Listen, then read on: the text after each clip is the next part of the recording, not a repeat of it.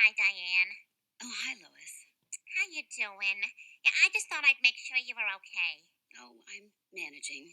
It's so hard to believe you can work with someone for 15 years and yet have no idea who they really are or what they're capable of. Oh, I know, and I'm sorry. So, what happens now? Will you just anchor the news by yourself? I suppose, for the time being. Well, that's kind of exciting, right? You sound like my mother. She actually bought me this blouse for my first solo broadcast. I guess that's sweet, huh? She. I'm sorry, I don't understand. What do you mean? I mean, how could she have known you'd be anchoring alone? I mean, none of this happened until.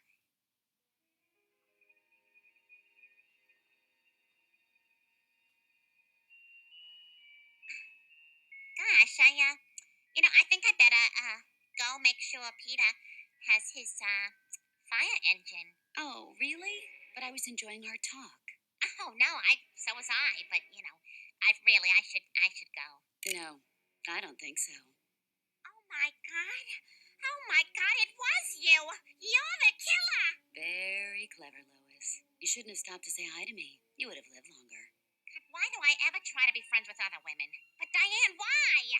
How could you do all these horrible things? Well, I suppose it all really began a year ago when James Woods and I met at a press event and began seeing each other.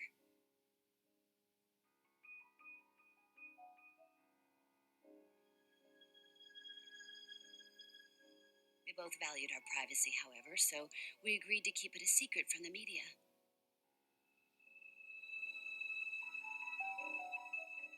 Everything in my life was wonderful. But then a few months ago, I turned 40. It was hard for me to begin with, but it got worse when, not so coincidentally, Tom began pushing Channel 5 News to replace me with a fresh young face, and he succeeded. 3 weeks from now, I'll be off the air. Well, apparently all men think the same way because around the same time, James dumped me. I watched my career and my love life crumble, and I wasn't going to just stand by and take it. That's when I had the good fortune to meet a young news intern named Priscilla.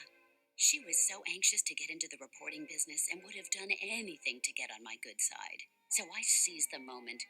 I paid her off to seduce James Woods and reel him into a relationship like a fish on a line. I knew a hot young woman like Priscilla could manipulate him into doing anything I wanted. At my direction, she persuaded him to become a born-again Christian and instilled him with the drive to bring together all the people he'd wronged. That's how this weekend came to pass. Of course, Priscilla knew nothing of my real intentions, but she played the part beautifully nonetheless. There's no way she could have known I planned to kill James Woods and frame Tom Tucker, thereby destroying the two people who cast me aside and ruined my life. Oh my god. You're 40? Yes, I'm 40. But then why did you kill the others? It was all supposed to go so smoothly. The hidden gun goes off, kills James Woods, and at the first opportunity, I retrieve the gun and plant it in Tom's bag. James Woods is dead, Tom goes to prison. Nice and easy. But Stephanie got in the way. She was in James' chair at the wrong time. And when I realized my mistake, I had to improvise. The power outage provided a perfect cover. I grabbed the knife off the dinner table and stabbed him. But as Joe pointed out, there were fingerprints. I couldn't just leave it there. So when Tom and I got separated in the gallery, I went back into the dining room and got the knife. But at that moment, Priscilla regained consciousness after fainting. She started to become hysterical. I knew I couldn't risk her revealing that I'd engineered this whole gathering, so I killed her, and I hid her in Tom's room. I tried to plant the knife in Tom's suitcase, but at that moment, Muriel walked in and caught me in the act.